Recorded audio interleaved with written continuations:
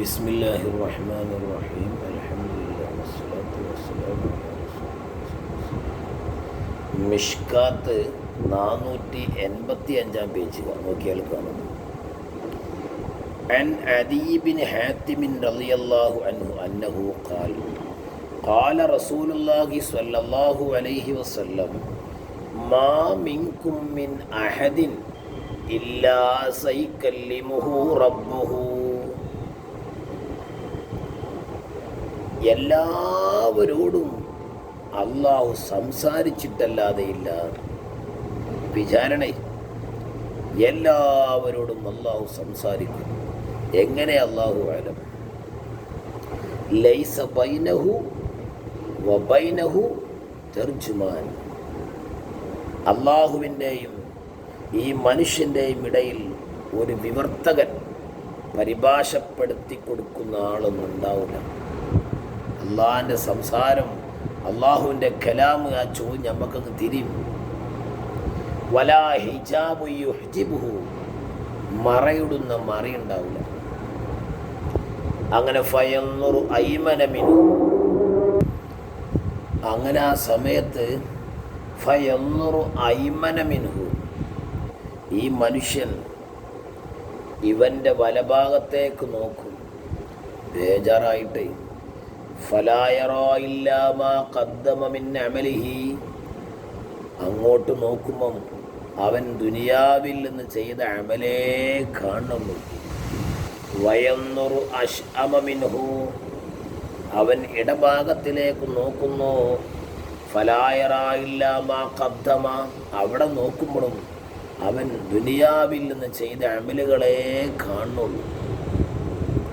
വയന്നുറു ബൈന യദൈഹി, അങ്ങനെ മുന്നോട്ട് നോക്കുമ്പോഴോ ഫലാ യറാ ഇല്ലന്നാറ തിൽഖാ വജ്ഹിഹി, മുന്നോട്ട് നോക്കുമ്പം അവനെ നേർക്കുനേർ ഇരമ്പിയാർക്കുന്ന ആളിക്കത്തുന്ന നരകത്തിനെയും മാത്രമാണ് കാണുക. വല്ലാത്തൊരു സംഭവമല്ലത്.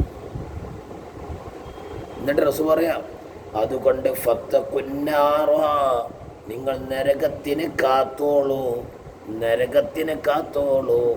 വലൗ ബിശിഖ്ഖി തംറ,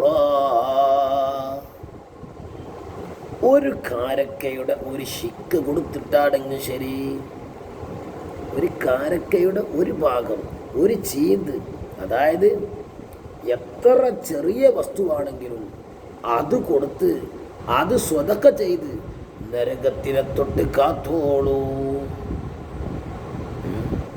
ഇപ്പം നമ്മളിതൊന്നും ചിന്തിക്കൂല. അവിടെ എത്തുമ്പോഴാ റബ്ബേ, ഈ നരകത്തിനെ തൊട്ട് രക്ഷപ്പെടാൻ വേണ്ടിയുള്ള പ്രവർത്തനങ്ങളിൽ എനിക്ക് മുഴുകാമായിരുന്നല്ലോ എന്നൊക്കെ നമ്മൾ കൊതിക്കും.